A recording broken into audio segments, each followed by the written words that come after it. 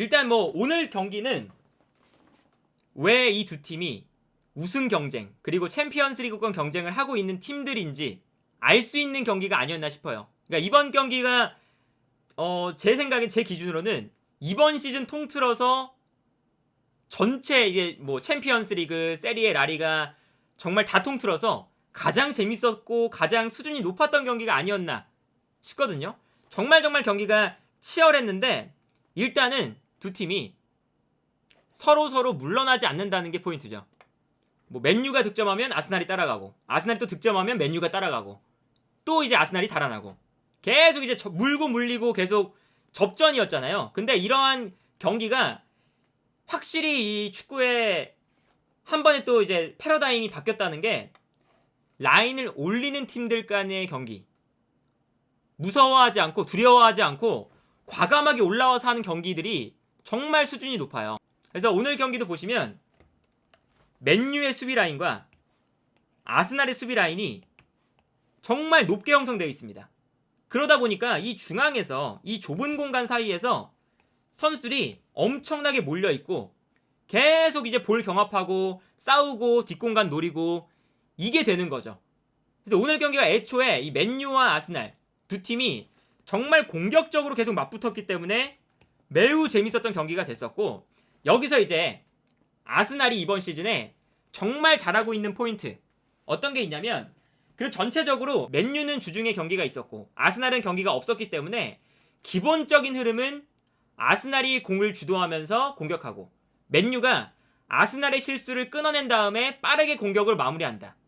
요게 이제 컨셉이었거든요. 근데 여기서 이번 시즌 아스날이 가장 잘하고 있는 부분, 왼쪽 라인에서의 유기적인 플레이, 이게 정말 뛰어납니다. 어떤 게 있냐면, 다들 이제 그 아스날 경기를 많이 보신 분들은 이제 아시겠지만 진첸코가 중앙으로 들어오죠. 그러면서 자카가 한 칸 올라가고 웨데고르가 약간 오른쪽으로 빠지면서 진첸코, 자카, 마르티넬리, 요 세 명이 왼쪽 라인에 형성이 돼 있어요. 근데 여기서 이번 시즌 아르테타의 축구를 정말 완벽하게 이해하고 있는 선수가 바로 요 자카입니다.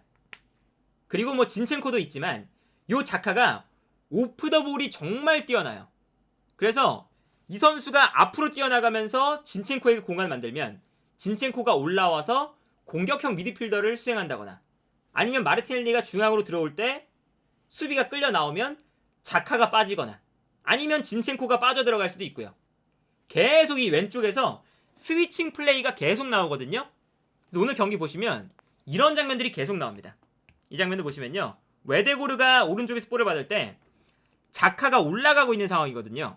근데 여기서 자카가 올라가는 건 요 공간에서의 창의성, 공격의 연결고리가 되기 위해서 올라가는 것도 있지만, 자카가 부지런하게 올라가니까 맨유의 선수 한 명이 따라 올라갑니다. 따라 올라가니까 자카가 올라갔을 때 맨유의 선수들이 자카를 신경 쓰다가 순간적으로 뒤에 공간이 열려요. 그러면서 이번에는 진첸코가 올라오는 거죠. 그리고 여기서 진첸코에게 패스를 넣어주면 진첸코가 자카의 역할을 하면서 진첸코가 볼을 받아서 공격의 연결고리 역할을 합니다. 이 장면에서도 자카가 앞선에 붙어 있으니까 쉽사리 맨유의 선수들이 올라오질 못하죠. 이런 플레이들이 아스날이 이번 시즌 정말 잘하고 있는 플레이 중 하나예요. 이 장면, 웨데고르가 중앙으로 들어오고 있습니다. 근데 이때 마르티넬리가 이번에는 중앙으로 들어가요. 그리고 자카가, 마르티넬리가 중앙으로 들어가니까 이번에는 측면으로 빠집니다. 선수들의 움직임이 애초에 이 장면만 봐도 방향이 다 달라요.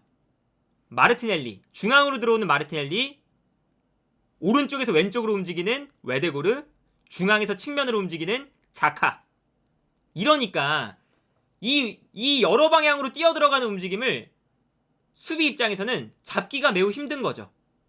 그러면서 이 장면에서도 순간적으로 웨데고르가 중앙으로 들어가는 마르티넬리에게 패스를 보내줬고, 여기서 순간적으로 자카가 측면으로 뛰어들어가니까 맨유 선수들이 자카를 보다가 마르티넬리의 움직임을 놓쳐요. 그러면서 여기서도 여기서 마르티넬리가 아주 결정적인 찬스를 잡아가는 이런 장면을 볼 수가 있었죠. 이 장면을 보시면 순간적으로 진첸코가 뒤에 있고 자카가 위에 있어요. 근데 이때 자카가 아주 영리하게 앞으로 뛰면서 선수 한 명을 끌고 움직이죠. 그러니까 뒤에 있었던 진첸코에게 공간이 납니다. 그리고 여기서 진첸코가 볼을 받아서 슈팅으로 이어가든 아니면은 안쪽으로 패스를 넣어주든 이 선택지가 생기는 거죠. 요 선택지가 생기기 때문에 그래서 정말 이 아스날의 공격이 무서운 겁니다. 득점 장면도 마찬가지예요.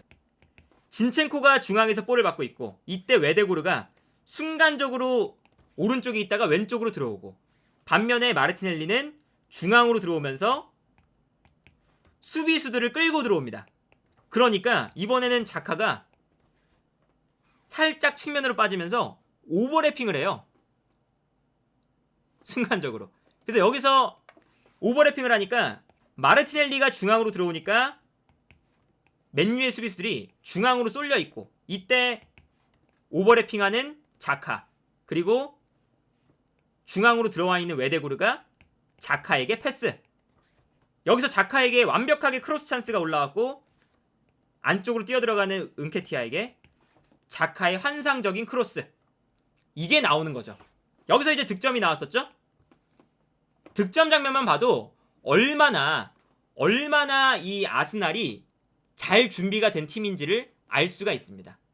진짜 계속 스위칭이 일어나고 스위칭이 일어나면서도 정말 유기적이에요. 정말 유기적입니다. 그런데 맨유가 이거를 못했느냐? 맨유가 못하지가 않았죠. 맨유도 잘했어요. 잘했고 이게 아까 말씀드렸던 것처럼 아스날이 볼을 소유할 때 맨유가 강력하게 압박을 걸어주는 이러한 흐름으로 진행됐는데 맨유가 압박을 못한 것도 아닙니다. 아스날이 후방에서 볼을 잡을 때 맨유 선수들이 순간적으로 한쪽 측면으로 쏠립니다. 그리고 여기서 안토니가 수비수 한 명에게 붙어주면서 이 한쪽 측면에서 아스날의 선수들을 몰아넣고 압박을 하기 시작했죠. 요게 이제 매우 좋았거든요. 압박을 거는 타이밍이 좋았어요. 근데 아스날이 일단은 내려오고 있는 웨데고르에게 패스. 웨데고르가 볼을 잡을 때 순간적으로 맨유가 압박을 강하게 걸고 있는데 이때 웨데고르가 뒤로 패스. 여기서 안토니가 자연스럽게 끌려 나오니까 이번에는 마갈량이스가 앞쪽에 있는 내려오고 있는 자카에게 패스. 그리고 안토니가 끌려 나오다 보니까 반대편에 진첸코가 공간이 생깁니다. 너무나 쉽게 자카가 볼을 받아서 반대편으로 전환. 압박을 풀어나오는 걸 볼 수가 있죠. 이게 맨유가 못했던 것도 아니고 맨유는 분명히 한쪽 측면에 아스날을 몰아넣고 압박을 잘 가져가는 모습이었어요. 분명히 압박을 잘 가져갔는데 그럼에도 불구하고 아스날은 이 압박을 이겨냈다. 진짜 이게 정말 잘 준비된 팀인 거예요. 이 장면도 보시면요. 이거 딱 보시면 맨유의 수비 라인 잘 형성되어 있습니다. 정말 잘 형성되어 있는데 여기서 어떤 모습이 나오냐. 자카가 갑자기 왼쪽에 있다가 오른쪽으로 뜁니다. 그러니까 막고 있었던 맥토미니가 자카를 따라서 움직여요. 그러면 이 자카와 맥토미니가 있었던 요 자리가 공간이 생기겠죠? 그래서 이 다음 장면 보면 순간적으로 요 공간이 생깁니다. 자카가 맥토미니를 끌고 움직였거든요. 그러면서 이 공간이 생기는데 여기서 이때 앞쪽에 있었던 마르티넬리가 내려오거든요. 그런데 여기에 더해서 진첸코가 이번엔 앞으로 움직여요. 그러다 보니까 요 공간으로 자카가 만들어준 공간으로 마르티넬리가 내려가는데 진첸코는 앞으로 움직여요.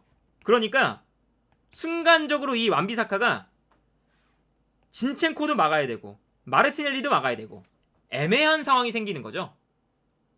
그러면서 분명히 맨유가 수비 라인을 잘 형성하고 있었는데 이 동작 한 번에 이 공간이 열립니다. 완비사카가 못 따라 나오죠. 따라 나오면 진첸코에게 공간이 열리니까. 그래서 이 장면도 유기적인 플레이를 통해 이 압박을 풀어내는 아주 멋진 장면이었습니다. 이런 장면들을 보면 진짜 이번 시즌 아스날은 정말 준비가 완벽하게 잘 된 팀이다. 너무나 잘 된 팀이다 라고 볼 수가 있겠고요. 세 번째 득점 장면, 이것도 마찬가지예요. 이것도 아스날의 정말 극적인 결승골이었는데, 이 장면도 보시면요, 진첸코가 원래 중앙으로 들어와 있잖아요. 근데 살짝 타이밍을 보다가 뒤로 빠집니다. 그러면서 브루노 페르난데스의 시야에서 사라지죠, 순간적으로. 그래서 이 다음 장면 보면 자카가 중앙에 있고 부페가 약간 중앙으로 쏠려 있는데 순간적으로 중앙에 쏠려 있다 보니까 반대편 측면에 공간이 생깁니다. 그리고 반대편으로 패스를 넘겨주면 이때 어느샌가 진첸코가 중앙이 아니라 측면으로 빠져들어가 있어요. 그리고 트로사르가 약간 중앙으로 들어와 있죠. 그리고 부페가 이 움직임을 못 따라옵니다. 그래서 여기서 이 정말 간단한 진첸코의 영리한 움직임 때문에 순간적으로 이 측면에서 완비사카가 또 2대1 싸움이에요. 2대1 싸움. 그리고 여기서 이제 2대1 싸움에서 진첸코가 볼을 받은 다음에 크로스, 이 크로스가 뛰어들어오는 웨데고르에게 연결되고 웨데고르가 여기서 슈팅, 은케티아 득점, 요게 나왔죠. 그러니까 오늘 경기를 이제 잘 살펴보면 진짜 요 일련의 과정들을 살펴보면 아스날이 진짜 이 팀 전체가 내가 어떤 위치에서 있을 때, 그리고 우리 팀 선수가 중앙에서 측면으로 움직일 때 나는 측면에서 중앙으로 움직이고, 내가 뭐 수비 라인에 있을 때는 어떻게 움직이고 측면에 있을 때는 어떻게 움직이고, 그러니까 어떤 선수라도 경기장 어떤 위치에 있을 때 내가 어떤 플레이를 해야 되는구나, 이거를 완벽하게 입력이 돼 있어요. 그러니까 자카가 측면으로 빠질 때는 진첸코가 올라오고, 마르티넬리가 중앙으로 들어올 때는 진첸코가 오버래핑을 하고, 진첸코가 올라가면 자카가 내려오고, 이게 계속 이루어지는 거거든요. 그래서 오늘 경기 아스날이 이길 수 있었던 이유는 요 이제 진첸코의 포효처럼 이 팀이 정말 자신감도 넘치고 조직력도 완벽하다. 정말 이 아르테타가 이 아스날이라는 팀을 불과 진짜, 그러니까 몇 시즌 맡아서 정말 좋은 팀을 만들었어요. 정말 좋은 팀으로 만들었다. 그렇다면 맨유가 오늘 못했느냐? 맨유가 오늘 잘했습니다. 심지어 보여드리면, 이것도 좀 보여드릴게요. 맨유가 아까 말씀드렸던 것처럼 아무래도 아스날이 이번 시즌 정말 강하거든요. 그래서 맨유가 뭐 수비 라인을 정말 계속 깊숙하게 내렸던 건 아니지만 어느 정도 아스날이 볼을 잡고 있을 때 맨유가 볼을 끊어내서 맨유는 빠르게 득점을 마무리한다, 이 패턴을 맨유가 계속 준비를 했었거든요. 아무래도 아스날이 너무 잘하니까, 그리고 아까 유기적인 플레이들이 너무나 잘 맞으니까, 어쨌든 맨유의 오늘 컨셉은 볼을 점유해서 주도하는 게 아니라 아스날의 볼을 끊어낸 다음에 얼마나 빠르게 아스날의 뒷공간을 노릴 수 있을까 였습니다. 그러니까 이게 오늘 맨유가 라인을 내리지 않고 약간 올린 게 그 이유 때문인 거예요. 라인을 약간 올려놔야 중원에서 볼을 빼앗은 다음에 래시포드의 빠른 발을 활용해서 역습을 진행할 수 있다, 이거거든요. 근데 오늘 이 맨유의 패턴 중에 하나가 최전방에 있는 베오르스트를 정말 잘 활용했습니다. 그래서 첫 번째는 맨유의 공격 방향이 처음에는 오른쪽이에요. 맨유의 오른쪽. 그래서 오른쪽으로 볼을 보내줍니다.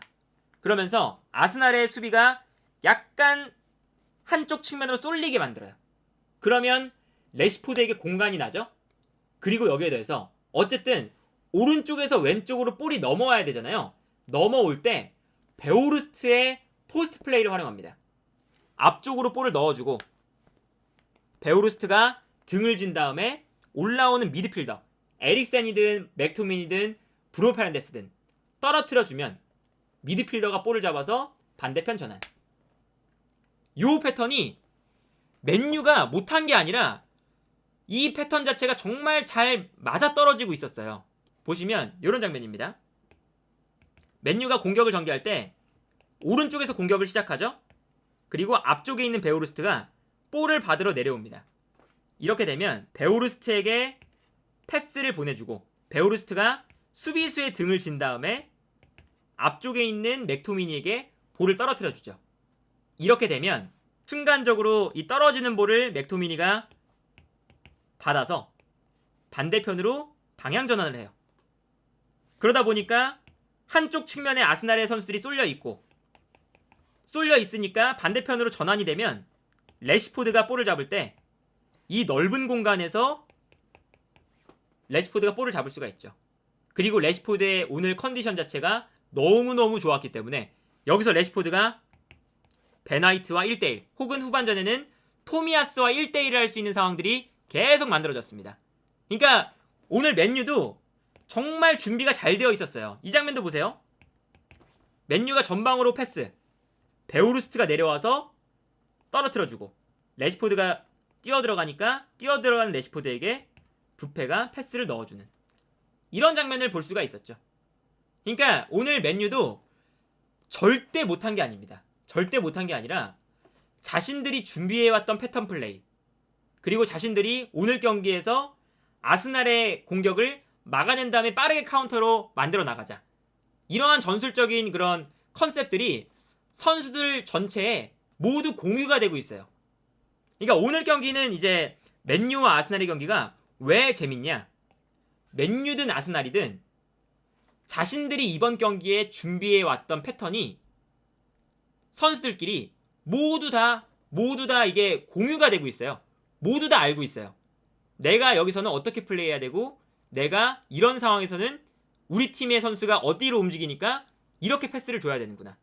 이런 걸 생각하면 왜 지금 아스날이 우승 경쟁을 하고 있는지, 맨유가 10경기 무패를 왜 달려왔는지, 이런 것들을 알 수가 있는 경기였다.